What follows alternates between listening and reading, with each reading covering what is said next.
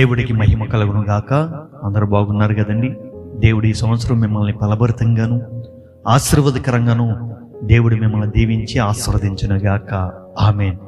ఈ అనుదిన కృపావార్తని మీ ముందుకు తీసుకురావడానికి దేవుడు ఎంతగానో కృప చూపించున్నాడు. ఈ వాగ్దానం ద్వారా మీ జీవితాల్లో ఆశీర్వాదకరంగాను మేలుకరంగాను మీ జీవితాలు ఫలభరితంగా ఉంటాయని ఆశించి మీ అందరి కొరకు నేను ప్రతిరోజు ప్రార్థిస్తున్నాను. మీ ప్రార్థన అవసరతలు ఉంటే కింద కనబడుతున్న నెంబర్కి మీరు ప్రార్థన రిక్వెస్ట్ అడిగితే నేను ఖచ్చితంగా మీ కొరకు నేను ప్రార్థిస్తూ ఉంటాను. మరి ఈరోజు దేవుడి యొక్క వాగ్దానము చూద్దాం. చూడండి, ఆదికాండము 26వ అధ్యాయము 12వ వచనం చూసినట్లయితే, ఇస్సాకు ఆ దేశమందున్న వాడై విత్తనము వేసి ఆ సంవత్సరము 100 ఫలము పొందెను. యెహోవా అతన్ని ఆశీర్వదించెను గనుక ఆ మనుషుడు గొప్పవాడయ్యను. దేవుడి స్తోత్రం. హల్లెలూయా. అబ్రహాంకి ఇచ్చిన వాగ్దానాన్ని ఇస్సాకు నమ్మి విశ్వసించాడు. విశ్వసించి నేను ఎక్కడికి వెళ్ళినప్పటికీ దేవుడు నాకు తోడై ఉంటాడని, దేవుడు నన్ను ఆదరిస్తాడని, దేవుడు నా కష్టకాలంలో కానీ లేకపోతే కరువు కాలంలో కానీ దేవుడు నన్ను పోషిస్తాడని ఎంతగానో విశ్వసించి నమ్మి ఆ వాగ్దాన ఫలమును పొందుకున్నాడు. ఇక్కడ ఇస్సాకు ఎక్కడున్నాడంటే పరదేశంలో ఉన్నాడు. ఎవరి దేశంలో అంటే అది ఫిలిస్తీన్ల దేశంలో అతను నివాసం చేస్తున్నాడు. నివాసం చేస్తున్న సందర్భంలో ఆ దేశంలోకి వచ్చి ఆ దేశంలో విత్తనం వేశాడు. ఆ కాలంలో కరువులో ఉంది ఆ దేశం. మరి ఫిలిస్తీన్లందరికీ కూడా ఆహారం దొరకట్లేదు.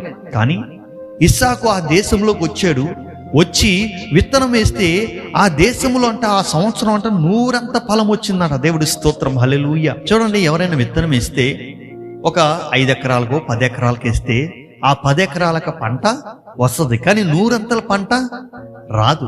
కానీ ఇస్సాకు ఒక విత్తనం వేస్తే ఒక పంట రావాల్సింది 100 పంట వచ్చిందండి. దేవుడి స్తోత్రం. హల్లెలూయా. అంటే 100 ఆశీర్వాదము అతనికి వచ్చింది.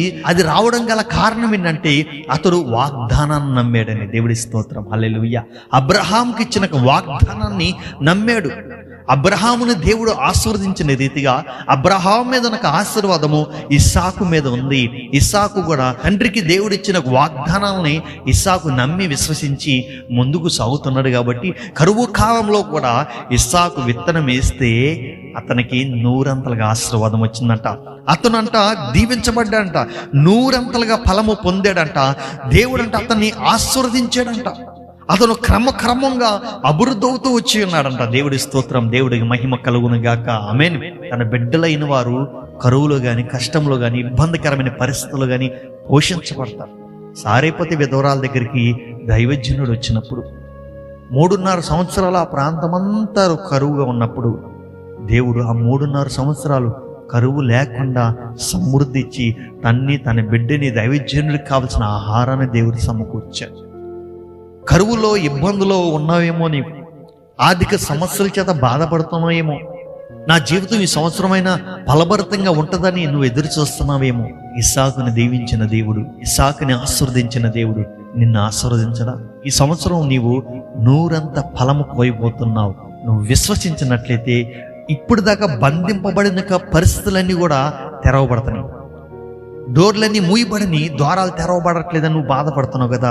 దేవుడు ఆశీర్వాద ద్వారాలు తెరవబోతున్నాడు. నీకు కలిగిన కొద్దిగే, కానీ నువ్వు మహాభివృద్ధి అవ్వడానికి దేవుడు కృప చూపిస్తున్నాడు. దేవుడు నిన్ను ఆశీర్వదించబోతున్నాడు. చూడండి, వ్యతిరేకమైన పరిస్థితుల మధ్యలో, శత్రువుల మధ్యలో అతను విత్తనం వేస్తే 100 ఫలం అంట. అక్కడున్న ఫిలిస్తీన్లందరూ కూడా ఇతని మీద అసూయపడ్డారంట. చూడండి, మనుషులందరూ అసూయ పడేటట్టు దేవుడు నిన్ను ఈ సంవత్సరం ఆశీర్వదించబోతున్నాడు. దేవుడి స్తోత్రం. హల్లెలూయా. నువ్వు నమ్మితే గనక ఖచ్చితంగా మనుషులందరి ముందు నిన్ను ఘనపరచబోతున్నాడు. ఇప్పుడు దాకా నువ్వు నీ యొక్క జీవితం తృణీకరింపబడిందేమో, లేకపోతే అట్టడుగునుందేమో నీ జీవితం. దేవుడు ఈ సంవత్సరం నిన్ను ఫలభరితంగా 100 ఆశీర్వాదాలతో దేవుడు ఇవ్వబోతున్నాడు. నువ్వు నమ్ము, విశ్వసించు. దేవుడి వాగ్దానం నీ జీవితంలో నెరవేరుస్తాడు. కాబట్టి నువ్వు నమ్మి విశ్వసించు. దేవుడు గొప్ప కార్యాలు జరిగిస్తాడు. దేవుడు ఈ మాటలు దీవించిన గాక. ఆమేన్. ప్రార్థన చేసుకుందామా? మహాపరిశుద్ధుడ, మహోన్నతుడ, ఇస్సాకుని అయా ఫిలిస్తీన్ దేశంలో నువ్వు ఆశీర్వదించావు. కరువు సమయంలో 100 ఫలము విత్తనమే గాని 100 ఫలము అతనికి ఇచ్చి ఉన్నావు. మరి ఈ సంవత్సరం, ఈ 2024వ సంవత్సరంలో మమ్మల్ని కూడా నూరంతలుగా ఆశ్రయిస్తామని నమ్ముచున్నాం. వారి వ్యాపారాలు, ఉద్యోగాలు, చదువులు, చేతి వృత్తులు, అయా వ్యవసాయములు, ప్రతీది కూడా నాయన వారు కలిగిన ప్రతీది కూడా నూరంతలుగా ఆస్వాదించబడను గాక.